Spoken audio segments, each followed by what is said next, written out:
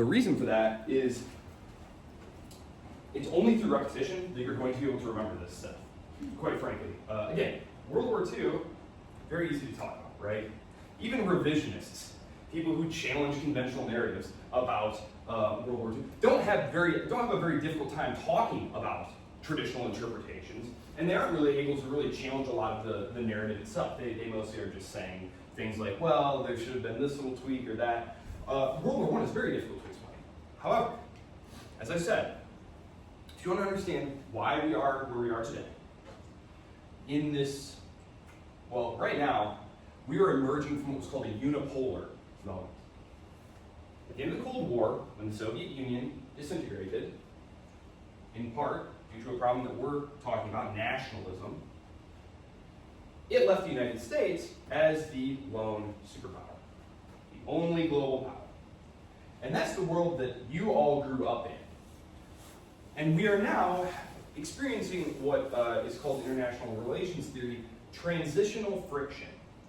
It means that the balance of power is readjusting because you have states like China that are emerging. The European Union, I don't really think much about the European Union. But India, maybe India, Russia, making a comeback, right? But that world, the unipolar moment, which gave birth to today, was the product of the Cold War.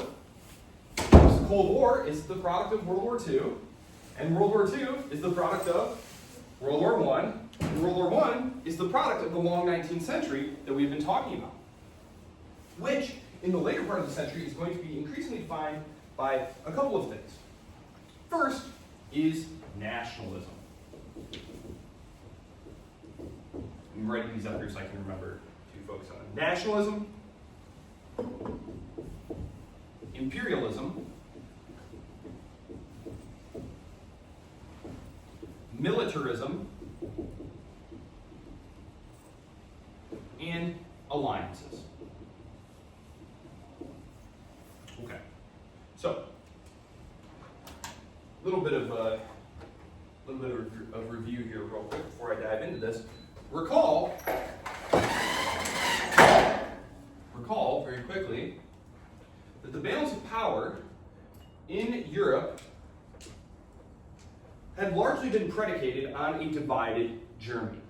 Think back a month and a half to when we were talking about the 30 Years' War. The 30 Years' War, just to make it very, very simple for you to remember, think of it this way. The 30 Years' War was essentially the Holy Roman Emperor and his allies trying to create a centralized, powerful German state. They were trying to make the empire a centralized power. Much like what was happening with France next door. Remember, during the same period, France is building its centralizing bureaucracy, professionalizing, centralizing administration, so that the king can act more directly.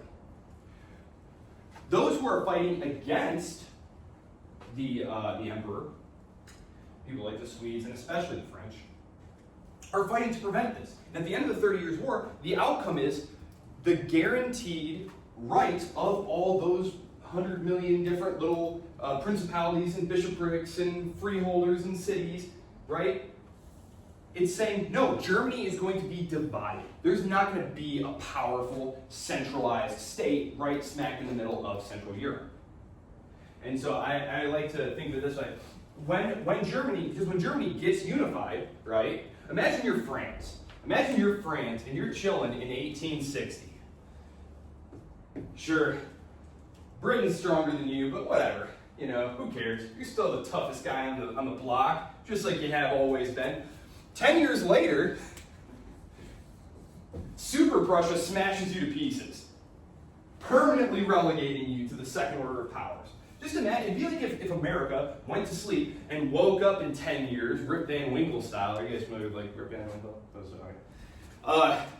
Woke up 10 years later, and Mexico was like super Mexico, and getting ready to just smack us down, right? We'd be like, what happened? Or Canada or something like that, right? They had their chance in the 1860s. they had their chance. And remember, France went down there during the American Civil War. Because I didn't realize that people did not know that. Remember, during the American Civil War, those dastardly French went and tried to colonize Mexico and take it over and put the emperor's brother on the throne of Mexico.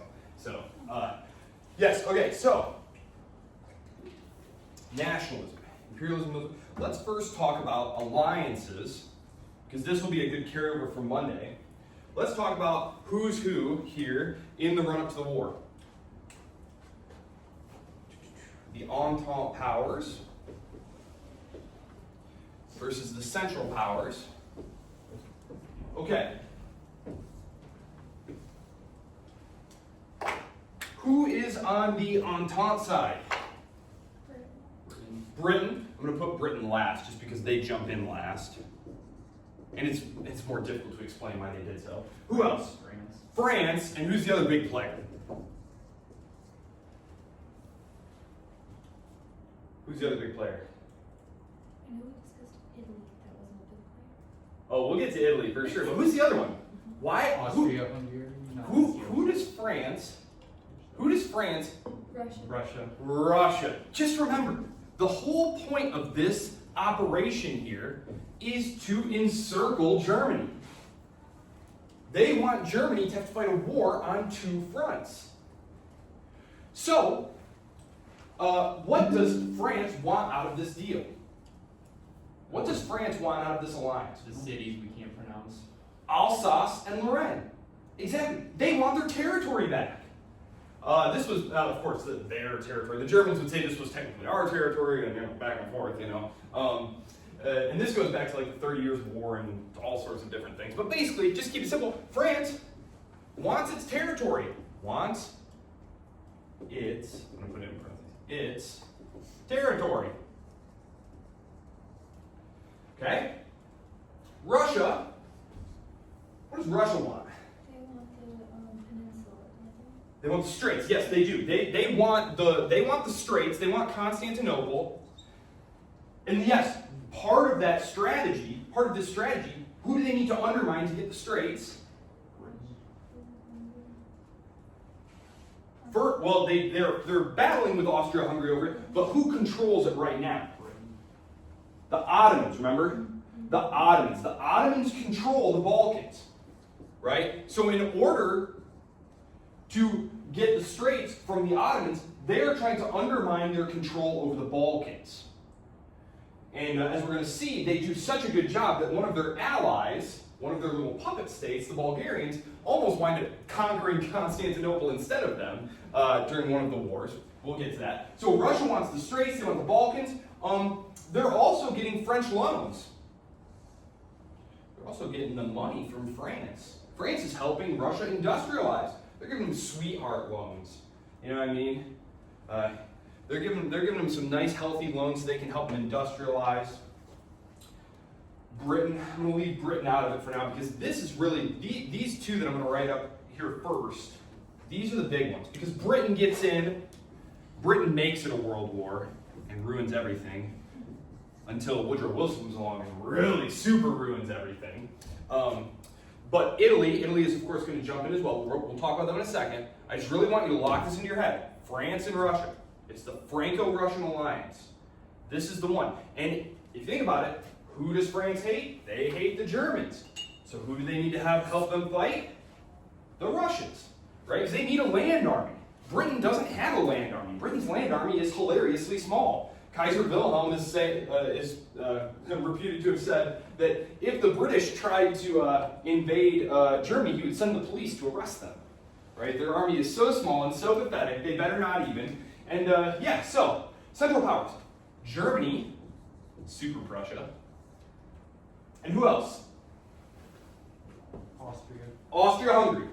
And remember, it is Austria-Hungary now. Alright, it's the dual monarchy. This marker is not that great. Try this one. And that one's sweet. Germany and Austria-Hungary. So let's explain the relationship here. Let's review the relationship here. Because I understand this stuff's a little bit complicated. Okay, so the German Wars of Unification. How many were there? There were three. 3 wars of German unification. War I, Prussia and Austria versus the Danes.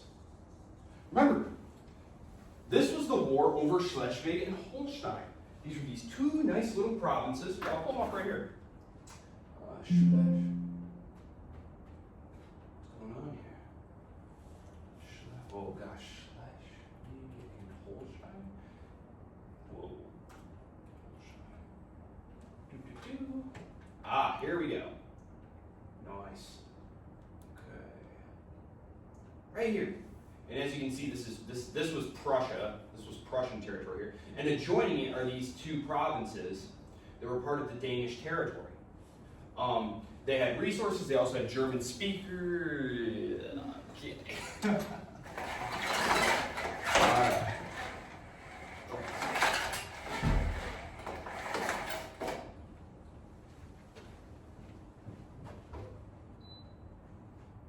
Well, wait, let's turn on. I'm going to jot down these other things here. Is this a good one? Is this a bad one? I started using that light green marker, so I'm going to keep using that one.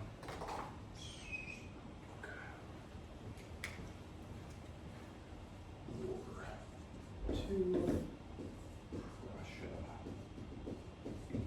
Austria. Let's turn on. Turn these lights off here so you guys can see. So as you can see, this is Prussian territory here. This is Prussian territory here. And these two provinces here, which were part of Danish territory, Kingdom of Denmark, this was territory that both the Prussian leadership and the Austrian leadership and most of the members of the German Confederation agreed should be part of the German Confederation. Okay? And just to recall, how did we get to the German Confederation? Because we had the Holy Roman Empire, right? Which was that insane hodgepodge of territories. Napoleon comes along, though, and steamrolls them, and he creates the Confederation of the Rhine, where he basically takes all these territories and says, these are completely irrational. We're gonna fuse you guys into bigger, more rational states. So he makes like, I don't know, like 30 of them or something like that. I can't recall. At the Congress of Vienna, they basically say, yeah, that was kind of smart. So they change some borders and stuff, but basically they keep what Napoleon did, but they call it the German Confederation. And within the German Confederation, if you pull up a map of like federal Germany, it's basically those states. It's like Saxony and Bavaria. Prussia was eliminated from the map after World War II. They literally like changed the name and were like, yeah, it's not going to be Prussia anymore. But so the German Confederation is what exists right now, and there's a battle for control going on within it between the Prussians and the Austrians. So the first war of German unification was fought over these two territories right here. It was fought by the Prussians and the Austrians against the Danes, and of course they won, right? Of course they won. Now the deal had been that they were going to be like their own independent, autonomous thing, but Bismarck the whole time was basically scheming, thinking actually what's going to happen is we're going to keep that territory for ourselves, and then we're going to basically poke Austria into having to fight about it, which they do. So this happens in 64. So this first war is in 1864. 1866, the second war. The second war is fought between Prussia and Austria. What is Prussia's goal here? Why are they trying to antagonize Austria and fight with Austria? What do they want to do? They want to drive them out of. I'm assuming they want to pick the time that's most convenient for them. Oh, of course. Absolutely, this is a very interesting period where wars can basically be started and stopped on a dime by leaders, so it's very advantageous. Yes, they want to exclude Austria from Germany. They're unifying Germany. This is a project to unify Germany. No superpowers. And Prussia doesn't want Austria in the unified Germany because then the Prussian leadership is going to have to share leadership with Vienna. In fact, the southern German states, think about, maybe it'll help you to think about this. Think back to your 30 Years' War. Northern Germany religiously is largely Protestant. Southern Germany is largely Catholic. So it's natural then that sort of the southern German states would sort of look to Vienna, whereas the North German states would look more toward Prussia. Prussia's like, yeah, that sounds terrible. That sounds terrible. Let's just fight and keep the Austrians out. And they do. They smash them in the Battle of Königreiz, and this is the fun war where we get to see fire tactics versus shock tactics. Very, very curious. Remember, shock tactics are the old Napoleonic tactics where you just, fix bayonets and, charge and try and run them over. And the Prussians, on the other hand, are using concentrated, rapid fire, breech-loading guns. So, which again, I know it sounds insane, like who thought that would be, yes, so. War 3 is Prussia v. France. The war against France, this one was fought in order to get the southern German states, who were kind of sketchy about Prussia. The southern German states were actually very liberal, they were very Catholic, and they weren't all that keen on authoritarian, militarist, Protestant Prussia. But the fear of conquest by France, just think of the optics, right? Bismarck is like, oh my gosh, there's another Napoleon on the throne of France, Remember the last time that happened? Oh man, you don't want to get conquered by France again. France just loots everything, takes all our stuff. So the war with France is really done in order to tie the southern German states that were leery of Prussia, to tie them to them. Saying, look, it's basically us or the French in the long run, so you should side with us. So that's what's going on here. So,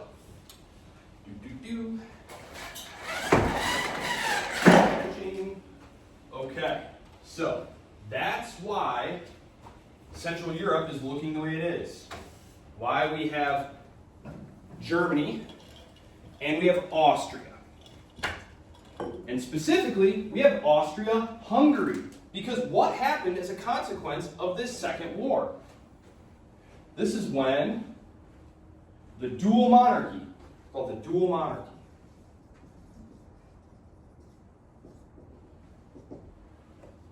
this is when Austria is essentially forced to grant self-government to the Hungarians. They elevate the Hungarians.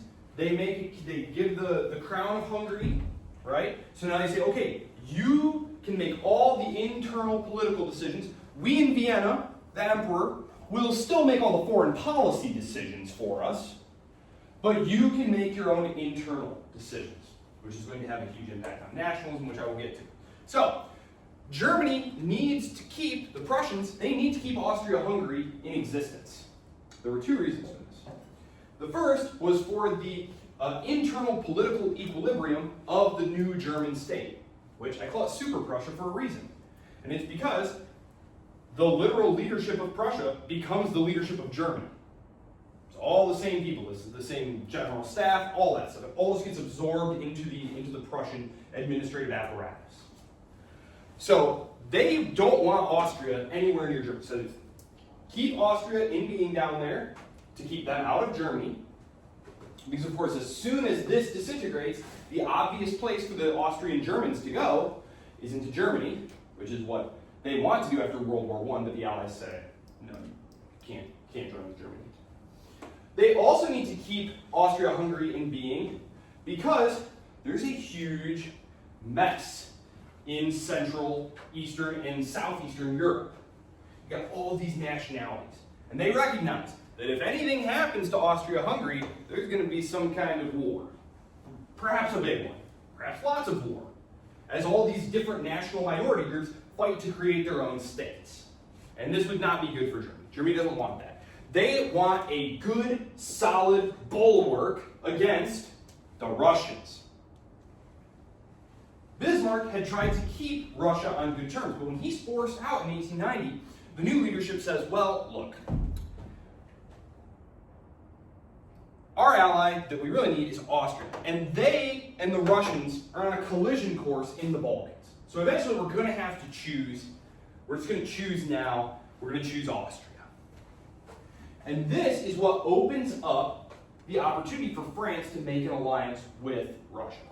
Okay? The German leadership at the time calculates wrongly that, look, Republican France, with its revolutionary tradition and stuff, they would never make an alliance with the Russians, the Tsar and his backwards autocracy and authoritarian. You couldn't even play the La Marseillaise in Russia. Punishable with prison. The revolutionary French national anthem. So the idea that they would link up, that's not going to happen. Well, it does happen. It does happen. Because states don't make decisions based on whether or not you agree on anything. So they look at interests, or they're supposed to anyway. That's the idea. So France and Russia on either side, Germany and Austria-Hungary right in the middle, and now we have our other bit players, the ones who are actually going to kind of start this thing. So alliances, we're almost done talking about alliances. Initially, Italy, maybe I should put Italy in the middle. No, I don't want to confuse you guys. Initially, Italy is supposed to be one of the central powers, is in with the central powers. It's called the Triple Alliance. They form what's called the Triple Alliance. Italy drifts away from it though because they realize Italy wants these territories. Imagine like the Italian peninsula here, which looks kind of like this, like a boot, right? And then there's like France up here. There's France up here, and there's Germany right here, and there's Austria right here. So these territories right here, cities like Trieste, that phenomenal port city right here, like this is where Italy wants to expand into. And so they realize, well, geez, if we're part of the Triple Alliance, how are we going to expand into this territory? It's Austria's territory. And they say to Austria, hey, we'll help you out, but we want these territories. And Austria's like, that's our territory. We're not going to give you our territories. And so the Italians go to the British and the French and they say, hey, can we have those territories? And they're like, sure. Cool, great, yeah, have those territories. We just got to win this war, but yeah, go ahead. Which the Italian front of the war is horrible, horrible. We're going to talk World War I eventually, but just imagine, been up in the mountains, right? Mountains, okay, mountains. They're made of rock, right? Okay, so mountains, right? All good so far. When an artillery shell hits the rock, what do you suppose happens to the rock? Tumbles down. Well, it can tumble down. Yeah. Shrapnel, basically. The fighting in the mountains on the First World War front is just horrible because you have these exploding shells that would hit this mountain, this rock, and it would just blast like huge chunks of rock everywhere. So just horrible injuries. So let's see. Yes, okay. Alliances. So Italy does wind up on the Entente side. Britain also winds up on the Entente side.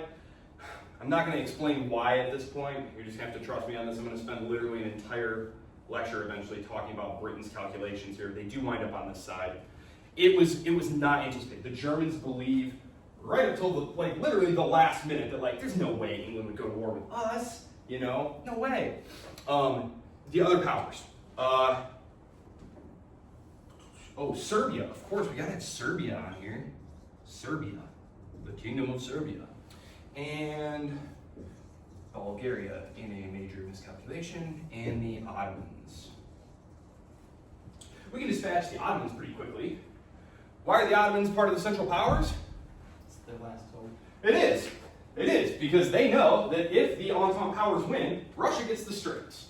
Britain says, okay, Russia, we're in this thing now. If you win, you can have the Straits. Fine. Finally. So the Ottomans realize, okay, we're just going to have to throw in here because, we're basically on the table anyway.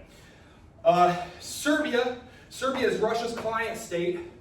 Remember, I talked about this last time. Serbia had originally been an Austrian ally. It was ruled by the Obrenović dynasty. But in 1903, there was a bloody palace coup. And when I say bloody, I mean I don't even know if you want to read about this. It's horrible. There's a horrible palace coup, and a new family, a new dynastic family, a rival clan, if you will, the Karađorđević dynasty comes in, and they want to lean towards Russia. So Serbia winds up pivoting from Austria to Russia, making them part of this. Bulgaria, meanwhile, had originally been Russia's client state, but they decide, well, Serbia and Russia are moving closer together, which means I now need a new great power patron, so I'm going to pivot to Austria. So, the Ottomans, Bulgaria, yes, okay, I explained all that. Italy's calculations, Serbia's calculations. Yes, so let's talk one last thing here. Why do Serbia and Austria-Hungary, why are they clashing? What's the problem here? This will lead nicely to talking about nationalism, our next thing. Ethno states.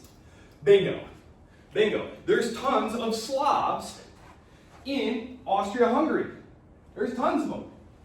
And Serbia, the national mythology says, we need a state for all Slavs. And remember, at the end of World War I, Serbia, ironically, gets what it wants. Serbia starts all this trouble. Well, I won't blame the whole thing on Serbia. There's a bajillion reasons it happens. But ironically, Serbia gets Yugoslavia, the kingdom of the Slavs. So Yugoslavia is, or was. It disintegrates in the 1990s, largely over nationalism. Because the thing is not all the other Slavs agreed that they were all basically just Serbs. You read about this pan-Slav idea. They would say things like, there is no such thing as a Croatian. These are just Slavs who are in denial about who they are. They're all Serbs. And so, of course, the Croatians would very much disagree, yeah. And so when Yugoslavia breaks up along ethnic lines, like Croatia secedes, and Bosnia and Herzegovina, and turns into a huge bloodbath. But communism had something to do with it. Well, communism helped keep it together. Communism kept it glued together. And once the communist state fell apart, the path to power was as a representative of your national group. There's all sorts of great literature on what's it called? Political entrepreneurship. Meaning, like, how do you find a path to power in a democratic state? You need an ideology, you need a platform, you need something to stand on. And nationalism has been I think, probably the most successful ideology that emerges out of the 19th century. Think about what emerged out of the 19th century as ideologies to replace the old local ties. Remember, prior to the 19th century, we were local. We were all local. You were a member of this village, of that parish. Religion was a big identity marker. Increasingly, though, we're thinking bigger. We're trying to create a big label that can cover all the people living in these huge new states that are being made. And you basically had things like socialism emerging, communism, the worker has no country. Have you ever heard that slogan? The worker has no country. Well, it turns out that they do. It turns out that nationalism was a way more powerful ideology. Nationalism destroys the Soviet Union, for example. There's a lot of things that destroy the Soviet Union, but that was a huge one. And Gorbachev himself, when he was trying to do reforms in the late 80s and it blows up in his face, he says, I really underestimated the nationalities problem, the national problem. It destroys Yugoslavia, too, the two communist states. Even things like world communism, right? There's supposed to be a global communism, and yet, almost right away, the communist powers are fighting with each other over national interests. The Chinese communists fight the Vietnamese communists, fight the Russian communists. Yes, nationalism. This is a big one. Serbia wants large parts of Austria-Hungary's territory. And this requires destroying Austria-Hungary, obviously. So, yes, nationalism. Let's talk a little bit about nationalism. There are two broad types of nationalism. The first is what we would call civic nationalism. Civic nationalism means that our national identity is bound up or explained by an idea. Civic.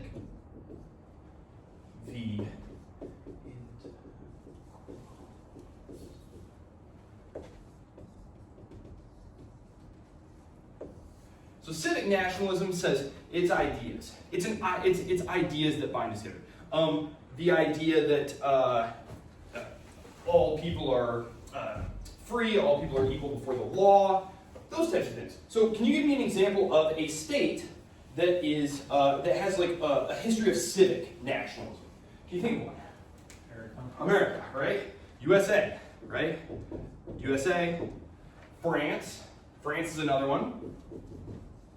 That being French, I don't know if you know this or not, but the idea of being French has nothing to do with where you were born. The idea was that you could become a Frenchman, that it was a set of ideas, of cultural practices, of behaviors that make you French.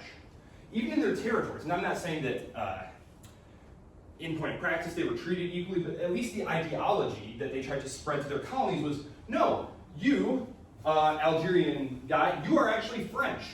You, Indo-Chinese guy, you are actually French. And they would set up colonial schools that were just like the French schools. And so you'd have little Indo-Chinese kids, Vietnamese kids, reading these textbooks that said, our ancestors, the Gauls, because the idea is, no, it doesn't matter where you're from. You are French if you have this set of ideas and these sets of cultural practices. So civic nationalism.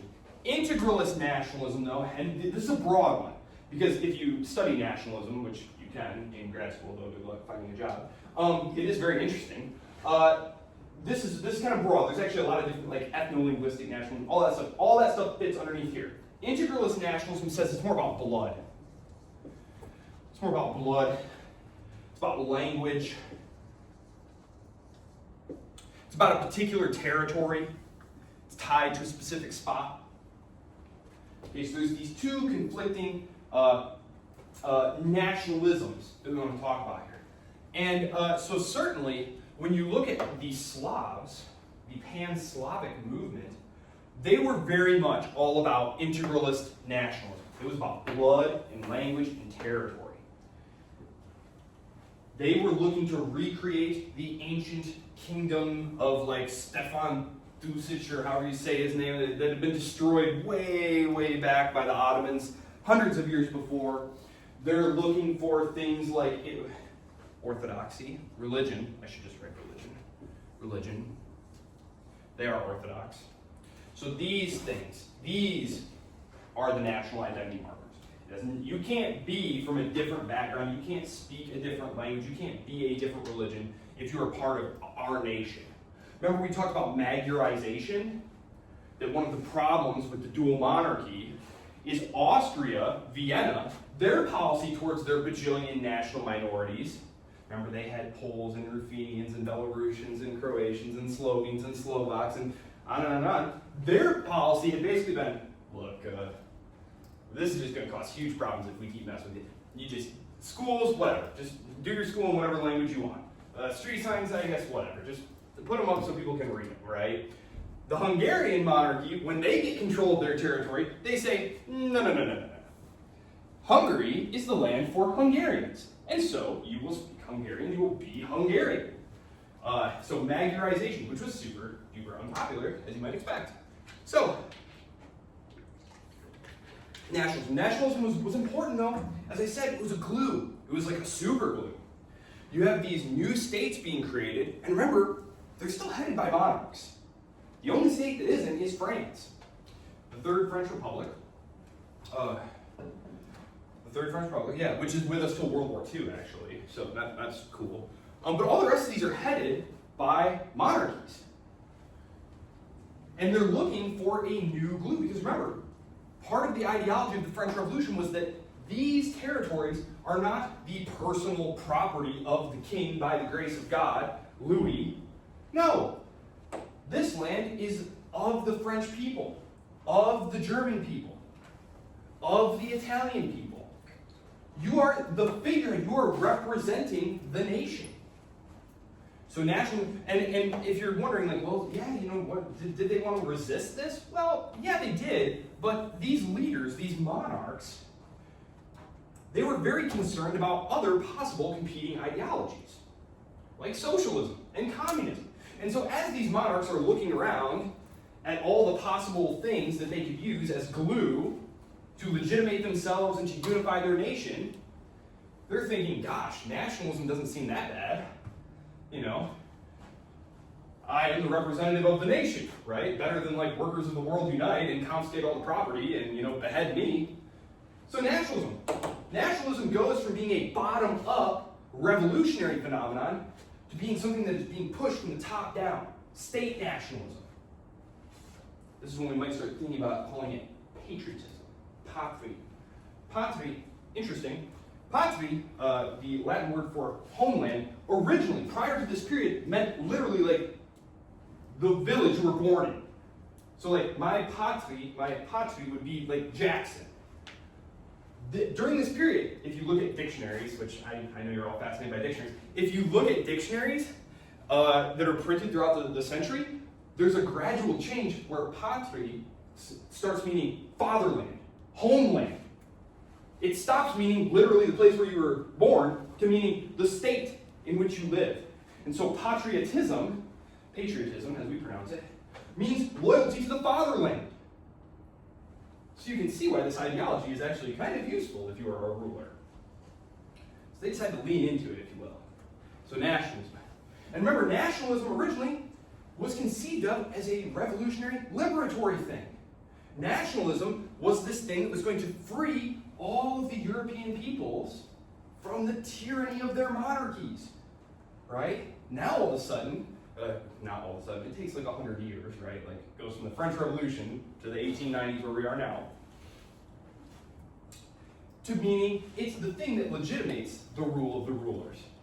It's all monarchies that lead us into war here. They're basically all Queen Victoria's grandkids, actually. There's a really famous portrait, like a Christmas picture, that was taken like 2 or 3 years before the war happens, and it's literally like, oh wow, this is basically the lineup for World War I right here. It's literally like, they're all family. Except the French Republic, which is Republic. Well, so nationalism. Nationalism starts to mean us versus them. It goes from being this universalist, we're all going to be free. This is going to be great. We can all help each other be free. It goes from that to being our nation against your nation. Nationalism as a tool of statecraft, of policy, against one another. So it's an interesting move. Nationalism becomes a huge problem because the nation, that territory is now sacred. That is the territory of the French people, of the German people. Think back to like the 30 Years' War and even the 7 Years' War and stuff. How did these wars usually go? Well, the war would start over some piece of territory or another. They'd do some fighting with some small professional armies. Someone would win a battle or two, someone else would run out of money. And at the end of the war, they'd write a treaty and they'd swap some territory around, right? They just swap some territory around. All of a sudden, you cannot do that. That territory is sacred. It would be political suicide for you to give up your territory. Remember, France basically gets into this war to get its territory back from the Germans. When the Franco-Prussian War concludes, Otto von Bismarck doesn't want to take that territory, but he's convinced to take this territory. But he recognizes that the French people are never going to forgive this. They're never going to forgive this. Russia, one of the reasons that Russia backs Serbia in its clash, its coming clash, so I'm just going to set this up really quick so it makes sense for you. Okay. In the Russo-Turkish War that we talked about last time, in the 70s, that basically saw all the little Balkan states pretty much independent. They were still nominally under Ottoman rule, but no one was confused about what was going on here. The Ottomans could not enforce their writ anymore. They were all autonomous now. One of the things that happened there was Bosnia and Herzegovina was going to be managed by Austria. It was not an Austrian territory, but it was going to be managed, administered by Austria. Well, in 1906, 1908, there is a crisis. Austria decides to annex Bosnia-Herzegovina, to annex it into its territory. Russia has just been defeated in war by Japan, remember 1905. So Russia cannot do anything to help its fellow Serbs, and it's like the protectors of the Slavic people and the Orthodox people. This causes a huge political crisis in Russia. It really threatens the Tsar's legitimacy because he is the representation of Russian nationalism. And part of the Russian national identity is that they are the protector of the Slavic and Orthodox people. And Russia protests and says, look, Austria, you can't just take that territory. And Austria says, well, why don't you talk to Germany? And Russia understands that Austria is saying, yeah, we're ready to fight about it. Germany has our back. And so Russia has to back down. It's a huge, huge political blow for Tsar Nicholas. And when the next Balkan crisis arises, when the Serbian government backs the assassination of the Austrian Archduke, and Austria mobilizes to go smack down Serbia, Tsar Nicholas in Russia feels like he has no choice. That he has no choice but to go to war over this. Because he can't be seen to back down once again, because it would be the end of his regime. So, nationalism, yes, it's a glue, but it also creates huge potential dangers. Because the population is very amped up. Where they're creating holidays around the nation. This is when all those invented traditions get made. Hobsbawm, who you read several selections from his books, he has a book about nations and nationalism and the invention of tradition, if you want to look it up, where he talks about all these practices and all these things. So nationalism. This is tied up with imperialism. Remember, if you're a great power, you have an empire. You have colonial possessions. This is something we talked about a couple of weeks ago. How we said, yeah, even Spain had one, Portugal still had one. Well, now Italy and Germany are unified states, and they want great power status, but they don't have any colonies. Well, there aren't very many colonies left. This is when they divide up Africa, remember? They divide up Africa. Now, the problem here is that no one's really entirely happy with what they've got. Everyone thinks they should have gotten a little more than what they actually did, right? And so this is a potential area for conflict as well. Imperialism was not a primary cause of World War I, but it was definitely wrapped up in it. Competition over territories. Because, and this requires a little bit of second order thinking, but France had been a huge problem for Britain in the territorial battle over Africa. Remember we talked about the battle over Egypt, for example. So Britain is seeking to placate France so that France will not cause problems for it. Britain is also trying to placate Russia because it doesn't want Russia causing problems for it. France is going to cause problems for Britain in North Africa. And they have that Suez Canal that's vital to getting to India, right? So they don't really want to irritate the French. And then, of course, the Russians are in Central Asia, right on the doorstep of India. So they don't really want to antagonize the Russians either, because then, basically, India. If you want to know what the British elite were thinking, it's mostly about India. So India explains a lot of their policy decisions. Let's see. Militarism. Yes, militarism. So, we talked about making the nation. Militarism. This one requires a little bit of explanation here. So if you're going to make the people of a local village into good patriotic citizens, you had basically two ways of doing this.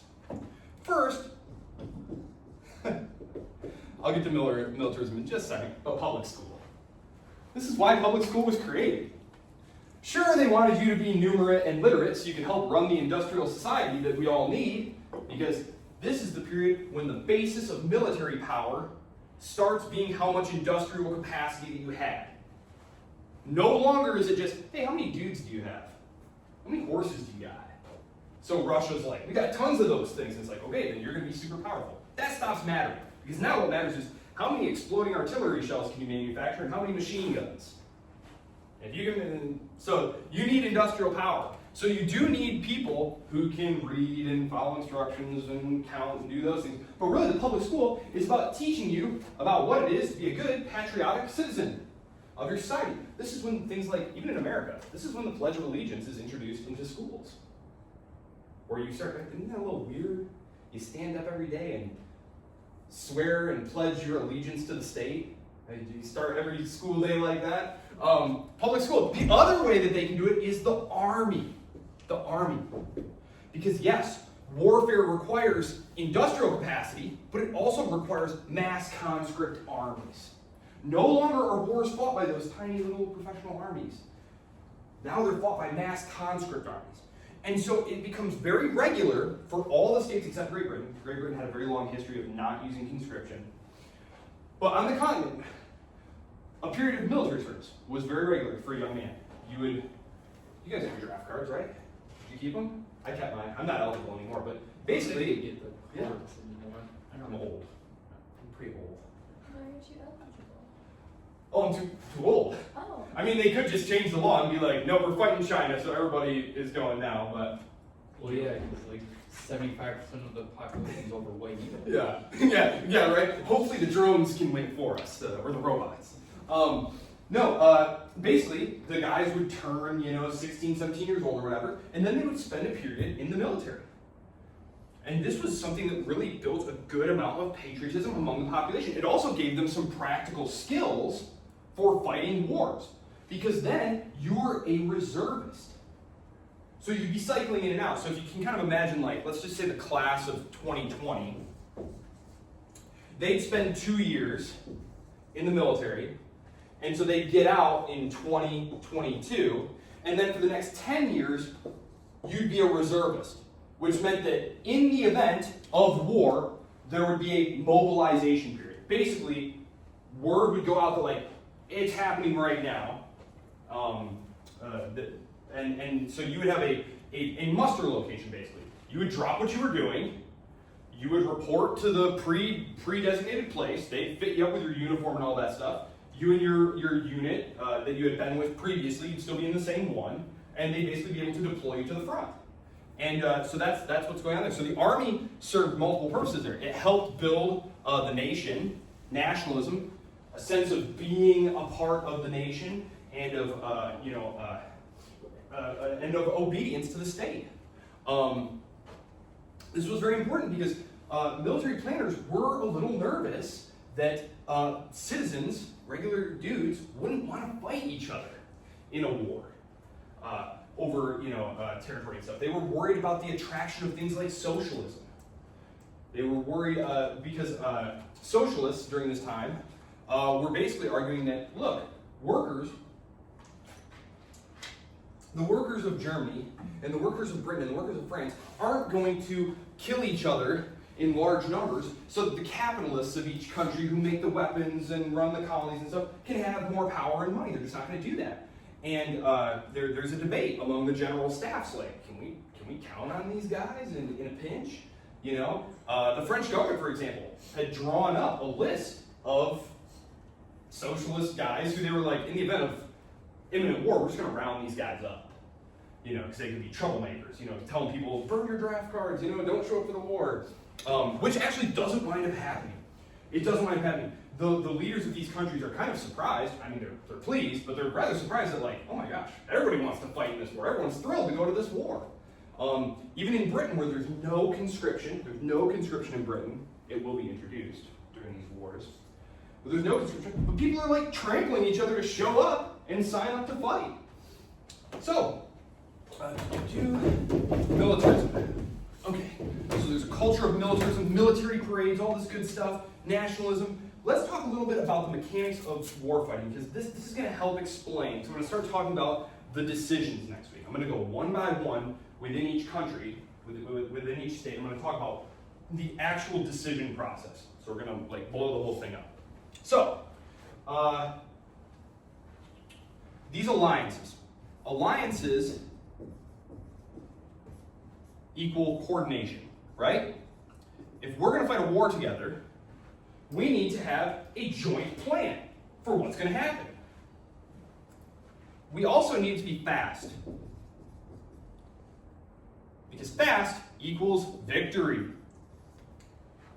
This is what the wars of the previous decades had taught military planners. Military planners are always preparing to fight the last war.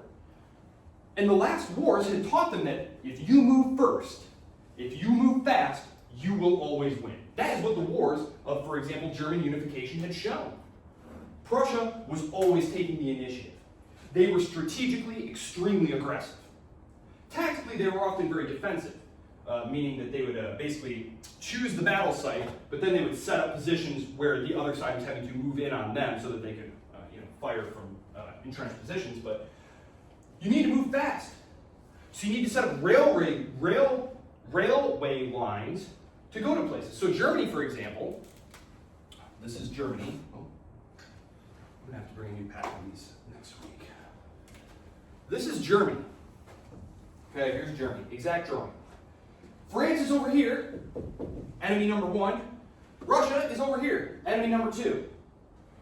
Germany, the German government deliberately makes railroad tracks that connect these two things, and they have hubs that connect all the major cities to these central rail lines. Because in a war, you need to get your dudes to the front line as fast as possible. Especially in the case of Germany, because they recognize that A, Austria-Hungary is super useless. Going to be worse than useless in a war. They know that they're going to have to do all the work. And it's very interesting because it's all very public. All this is happening very publicly. Everyone knows what's going down here. France and Russia know what Germany's going to do. Germany knows what they're going to do. And the Germans make this plan called the Schlieffen Plan. The Schlieffen Plan said, okay, Russia is going to take forever to mobilize because Russia has terrible roads, not a lot of railways. Russia's going to take a while to mobilize and get to our territory. So what we're going to do instead is we're going to mobilize lightning fast, blast through Belgium, capture Paris, jump on the trains, and then speed over here to confront the Russians. We're going to knock France out of the war super fast, and then go fight the Russians. Right? So this all means you've got to move fast. Even at the hint of war, even if you suspect war is coming, you might think, should we start mobilizing? The threat of war? And alliances, coordination. Oh, weapons. War could break out at any time. Starting around 1900, really into the 1890s, you can find a lot of theorists who are saying there's going to be a massive war. These two alliance blocks, the Central Powers, France and Russia versus Germany and Austria. Everyone kind of knew, like, oh man, it's only a matter of time before this thing goes down. There's all sorts of close calls we're going to talk about, where there's a crisis here and a crisis there, and some really good diplomacy keeps the war from happening. But everyone's pretty much predicting, like, eventually, one of these times, like, it's going to happen. And you need to move fast, you need to be coordinated. Well, that means you need to have your weapons on hand right away. So you need to start stockpiling tons and tons of weapons. Something else really interesting is going on at this time, too, is this is our period of industrialization. Let's go back to, let's say, the year 1100. So we're pre-gunpowder, we're pre-crossbow. I think we're pre-crossbow. Whatever. Even if we're not, who cares? You can basically take a peak Roman army, like a Julius Caesar, Pompey army, and go crush some dudes. The military technology is basically the same. It's still dudes with swords and shields, and they bash each other and hack each other to death, right? Now all of a sudden, an army from 1870 fighting an army from 1890 is going to be eviscerated, crushed, no question at all. It's crazy. Like, the technology is improving so rapidly that you would design a battleship. You would design a battleship, let's say in like 1900. You design a battleship, best battleship possible. By the time it was built and commissioned in 1902, that battleship was noticeably inferior to the battleships that we're now designing in 1902 to be ready in 1904. Does that make sense? So you are constantly having to make new and more and better military technology. And what do you do with the older stuff? You sell it to your allied states like Serbia and Bulgaria and arm them to the teeth as well. Not good. Not good. So as you can see, the causes and likelihood of war is increasing over time because you have possible conflicting national issues between states. You have possible fights over imperial territory. Now, fortunately, a lot of those, as I said, are able to be diffused via diplomacy, but increasingly the diplomacy takes the form of the threat of war. Previous diplomacy had been, okay, you know, we'll give you a little territory here, a little bit of trading rights here. Increasingly, by 1905, 1906, 1907, 1908, it's the threat of war. It's, you'd better back down, or me and my allies are going to fight you. So I guess that's not really diplomacy, is it? I don't know. Brinksmanship, called brinksmanship. Militarism. We have these cultures of military patriotism. You have these alliances, and you have these people who are primed and ready for mass warfare. You have tons of troops ready to go. Literally millions of troops. The alliances require that you have a pre-coordinated battle plan that is going to be executed quickly, immediately, when the crisis starts happening in July. They call it the July crisis. The assassination of the Archduke Ferdinand happens on June 28th. And within about a week, everyone starts to realize, oh man, I think that this might be it. And Kaiser Wilhelm is asking his general staff, like, well, can't we wait a little bit longer and see whether or not the Russians are into some diplomacy and stuff? And they're like, no, sir, we need to start preparing now. Like, if we wait, we are lost. We cannot let the other side start mobilizing before we, and technically the Russians did mobilize before the Germans, but they lied about that and we didn't know that until a lot later. But, yes. And then the military technology. The killing that is going to happen here is on a monumental scale. And as I said, I was only half jesting when I said that military planners are always planning to fight the previous war, because who are the generals? What are they like? What's a general like? Age-wise. They're old. They're old dudes, right? They're old. They're not in touch with what's going on at the cutting edge of science and technology. They're preparing to fight with like cavalry battles and stuff. Like when you see the French army march out for World War I, which you can see pictures of it, it looks like a Napoleonic army, like with the bright colored uniforms and the swords and the gloves, and it's just bizarre to look. And they got all these horses, like we're gonna go have some cavalry battles and stuff. What? And the Germans are the only ones who look like super modern. They look like dark tin hat, machine guns, you know, ready to go. The tactics. That being said, the tactics, the generals are just not prepared for what's going to happen. They're planning for a short, quick, decisive war. They're not imagining millions of casualties, trench warfare, bankrupting their countries. Like I said, if you're interested, you can take a look through. Some people were predicting this. A guy by the name of Ivan Bloch, you can look this guy up. He wrote this enormous book, which you can read online for free, or flip through it or whatever, or ask ChatGPT to summarize it for you. He predicts, around the turn of the century, he says, look, all these generals who are talking all these war plans about quick war. No, that's not what's going to happen. What's going to happen is it's going to be a trench warfare stalemate that bankrupts all these governments and leads to social revolution, which is exactly what happens. Communist revolution all over Europe. I'm probably going to take you guys through World War I, and you'll see that after World War I, there's actually revolution everywhere, and there's like battles in the streets of places like Germany, where it's literally like paramilitary communist units fighting like anti-communist units, you know. So, well, I see that I'm at time. Papers. We're doing good on the papers. If you have questions about the papers, send me your questions. Also, if you want me to take a look at your draft of your paper and give you some feedback or tell you what kind of grade that you would be getting, send it to me. What's the date today? 12? Send it to me before Thanksgiving. That's in 2 weeks. That's in 2 weeks. Page length again? I don't recall. It's in the syllabus. It's something like that. It's in the syllabus. And again, this doesn't have to be like a final paper, but like if you want feedback on your draft, or if you feel like, hey, I think I got a pretty decent final looking paper here, what would I get if I just turned it in like this? Or any questions you have, just send it to me before Thanksgiving because I need time to read it.